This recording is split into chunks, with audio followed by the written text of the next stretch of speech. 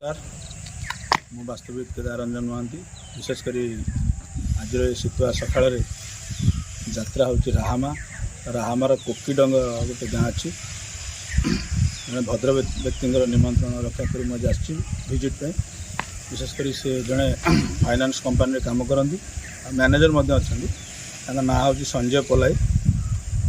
ବହୁତ ଥର ମୋତେ କହିଲେ, ତେଣୁ ବହୁତ ଦିନ ପରେ ତାଙ୍କର ସମୟ ବାହାର କରି ମୁଁ ଆଜି ଆସିଛି। ସମସ୍ୟା ବି ଅନେକ ଅଛି, ଯାହା ମୁଁ ଶୁଣିଛି ତାଙ୍କ କହିଥିଲେ। ଚାଲନ୍ତୁ ସମସ୍ୟା କ'ଣ ଅଛି ଦେଖିବା ଆଉ ସମାଧାନର ସୂତ୍ର ବି ଖୋଜିବା।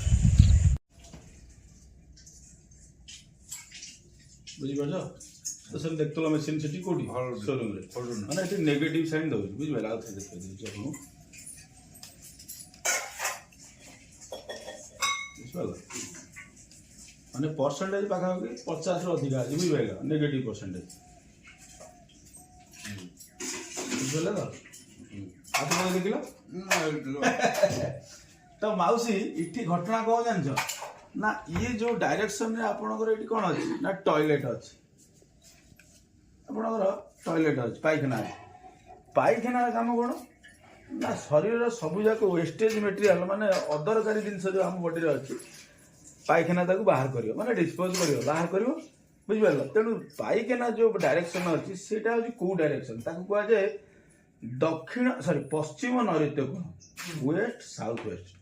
ୱେଷ୍ଟ କହିଲେ ପଶ୍ଚିମ, ସାଉଥ ୱେଷ୍ଟ କହିଲେ ନୈଋତ୍ୟ। ପଶ୍ଚିମ ନୈଋତ୍ୟ କୋଣ ତାକୁ କୁହାଯାଏ। ତେଣୁ ସେ ଡାଇରେକ୍ସନର କାମ କ'ଣ ନା, ଆମ ଜୀବନରେ ଯେଉଁ ଜିନିଷ ଆମେ ରୋଜଗାର କରୁଛୁ, ଯାହା ବି ଟଙ୍କା ରୋଜଗାର କରୁଛୁ, ସଞ୍ଚୟ ଦିଶାକୁ କୁହାଯାଏ। ବସ୍ତୁତ ଡାଇରେକ୍ସନ୍। ତେଣୁ ସଞ୍ଚୟ କହିଲେ କ'ଣ, ଆପଣଙ୍କର ଟଙ୍କା ହେଉ, ଜ୍ଞାନ ହେଉ, ସମ୍ପର୍କ ହେଉ, ଇଏ ସବୁ ଆପଣଙ୍କ ଘରେ ଡିସ୍ପୋଜ୍ ହେବ। କାହିଁକି ନା ଯେଉଁ ଡାଇରେକ୍ସନର ପ୍ରଭାବ ଆପଣଙ୍କ ଜୀବନରେ ଆସିବା କଥା ସଞ୍ଚୟ ଉପରେ, ସେ ଡାଇରେକ୍ସନରେ ଆପଣ ଲାଟିନ୍ କରିଦେବେ। ଲାଟିନ୍ କାମ କ'ଣ ନା ଡ୍ରେନ୍ କରି ସଫା କରିଦେବେ। ତେଣୁ ଏଇ ଯେଉଁ ଡାଇରେକ୍ସନର ଯେତେ ପ୍ରକାର ଷ୍ଟ୍ରେନ୍ଥ ଅଛି ସବୁ ଲାଟିନ୍ ନେଇ ବାହାରକୁ ଫୋପାଡ଼ି ଦେବ। ଆପଣ କି ତାର ଲାଭ ପାଇପାରିବେନି ଘରେ। ବୁଝିପାରିଲେ? ସଞ୍ଚୟ କ'ଣ ନା ଆର୍ଥିକ ଦିଗ ଯେତେ ରୋଜଗାର କର, ଏଠି ମାଇନସ୍ ରହିବ। 100%। ଆପଣ କେବେ ମନା କରିପାରିବେ? ଆପଣ ଗୋଟେ ଲୋକ, କିଛି ଲୋକ ଥାଆନ୍ତି କଥା କୁହନ୍ତୁ, କାହିଁକିନା ଆମର ପିଲା ପାଠ ପଢ଼ୁଛନ୍ତି, ଇଏ କରୁଛନ୍ତି। ପିଲା ପାଠ ଦୁନିଆରେ କାହାର ପଢ଼ୁନାହାନ୍ତି। ଗୋଟେ ମଜୁରୀ ବି ଆଜ୍ଞା ତା ପିଲାକୁ ପାଠ ପଢ଼ୁଛି, ହଁ କି ନାହିଁ? ତାମାନେ ସେ ଦିଗ ବସି କ'ଣ ତା ପାଠ ପଢ଼ୁନି, ମଜୁରୀ ଲାଗି ପିଲାଙ୍କୁ ପାଠ ପଢ଼ୁନି। ତ ଆମେ ଯଦି ତାଠାରୁ ଅଧିକ ରୋଜଗାର କରି ଆମ ଘରେ ଅର୍ଥ ଆମକୁ ନିଅଣ୍ଟ ହେଉଛି, ବଜେଟ୍ ସର୍ଟେଜ୍ ହେଉଛି, ତା ଅର୍ଥ କ'ଣ? ତ କିଛି ନା କିଛି ନେଗେଟିଭିଟି ଆମ ପଛରେ ରହୁଛି। ତ ବାସ୍ତୁର ରୋଲ୍ ସେ ଜାଗାରେ ପ୍ଲେ ହୁଏ। କ'ଣ ନା ଆକ୍ଚୁଆଲି ଆମ ଭାଗ୍ୟ ତ ଆମକୁ ସାଥ ଦେଉଛି।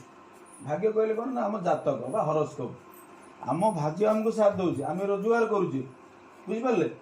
କିନ୍ତୁ ରୋଜଗାର କରୁଛୁ ଯେ ଯେଉଁ ଫଳ ଆମକୁ ମିଳୁଛି, ସେ ଫଳ ଆମ ଘରେ ସଞ୍ଚୟ ହେଇପାରୁନି।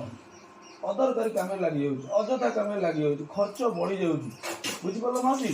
ତ ଇଏ ହେଉଛି ଏଇ ଡାଇରେକ୍ସନର ଯେଉଁ ନେଗେଟିଭିଟି ଏ ଜାଗାରେ ଅଛି, ଯେଉଁ ଆପଣଙ୍କର ଯେଉଁ ଆଣ୍ଟି ଆକ୍ଟିଭିଟି ଏ ଜାଗାରେ ହେଉଛି, ତା ପାଇଁ ଇଏ ଘରେ କ'ଣ ହେଉଛି ନା ରୋଜଗାର, ସମ୍ପର୍କ, ଏସବୁ ଜିନିଷ ଏଠି ଡିସ୍ପୋଜ୍ ହେଇଯାଉଛି। ବୁଝିପାରିଲେ? ତେଣୁ ଆର ସିମ୍ପଲ୍ ଫର୍ମୁଲା ମୁଁ ଆପଣଙ୍କୁ କହିବି ସଞ୍ଜୟ ବାବୁ, କେମିତି କ'ଣ ଇଏ ବ୍ଲକେଜ୍ କରାହେବ। ବ୍ଲକେଜ୍ ମାନେ କ'ଣ? ପାଇଖାନା ସେଇଠି ରହିବ, ଭଙ୍ଗା ଜୀବନ। ସେ ବିଦ୍ୟା ଆମ ପାଖରେ ନାହିଁ, ଭାଙ୍ଗିଆ ତୋଡ଼ଫୋଡ଼ କରିବା ଆମକୁ କାହାକୁ କୁହେ ନାହିଁ। ପାଇଖାନା ଯେଉଁଠି ରହି ଅଛି ସେଇଠି ରହିବ, କିନ୍ତୁ ପଞ୍ଚଭୂତ ଠାରୁ ସିଏ ଅଲଗା ହେଇଯିବ।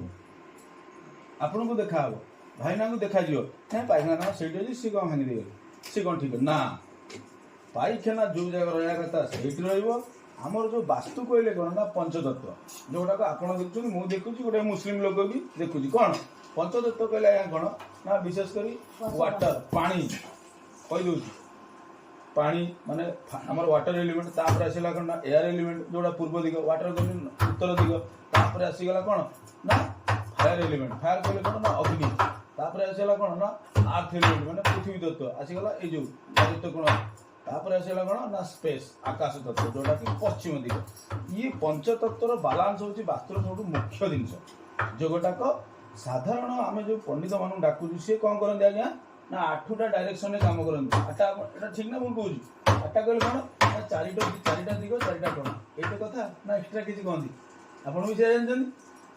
ଉତ୍ତର, ଦକ୍ଷିଣ, ପୂର୍ବ, ପଶ୍ଚିମ, ନୈଋତ୍ୟ କୋଣ, ବାୟବ୍ୟ କୋଣ, ଅଗ୍ନି କୋଣ, ଐଶାନ୍ୟ କୋଣ, ଏଇଟା କଥା ଆଉ କ'ଣ?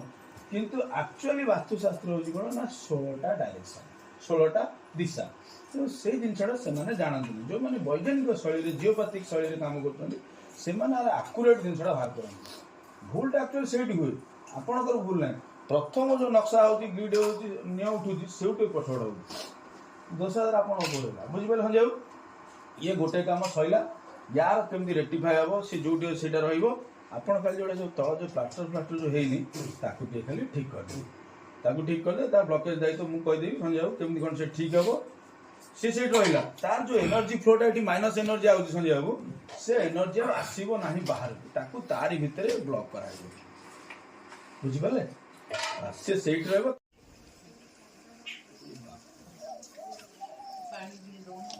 एनर्जी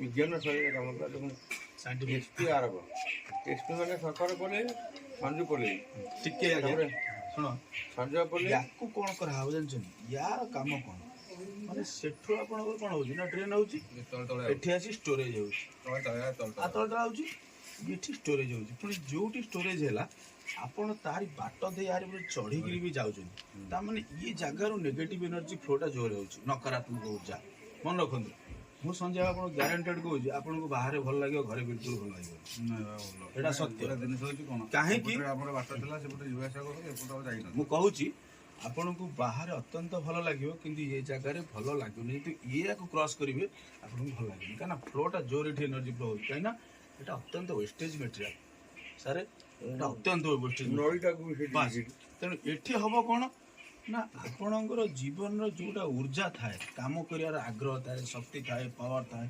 कॉन्फिडेंस थाए ये सब ये नहीं सब डिस्पोज करदे बुझिपारे तेणु ये सेफ्टी टैंक बुझे आपको कौन करा ना आम तो भांगिया ना ना भांगिया मुझे कभी क्या कहनी केवल दुनिया रे वास्तु गोटे भूल भंगा है कौन ना ईशान्य कोण लाट्रिन तार प्रतिकार पृथ्वी को वास्तु पाखे ना जदि प्रतिकार कले मात्र 5% मिले कि करोन कारण विपद अच्छी रही बुझिपारे से भांगिया कह कारण से भंगा है सेटा आम हाथ में आम भी से रिस्क के नियो ना बुझिपारे तेणु ये जो जिन अच्छे आपको रेक्टिफाए कर रेक्टिफाए कौन हो ना 60% पाखापाखि रिजल्ट मिले 60% ऊपर मिले किंतु 100 मिले 100% 100 मिले आपड़ गोड़ भाई जॉइंट हम जॉइंट हेल्ले डाक्तर कौन कह ना सब करेंगे किंतु दौड़ी पारे किंतु बुझिपारे किंतु ये है कौन ना आर एनर्जी फ्लो को आम अटकई देबू आपको केमी अटकई देबू बाट भी कह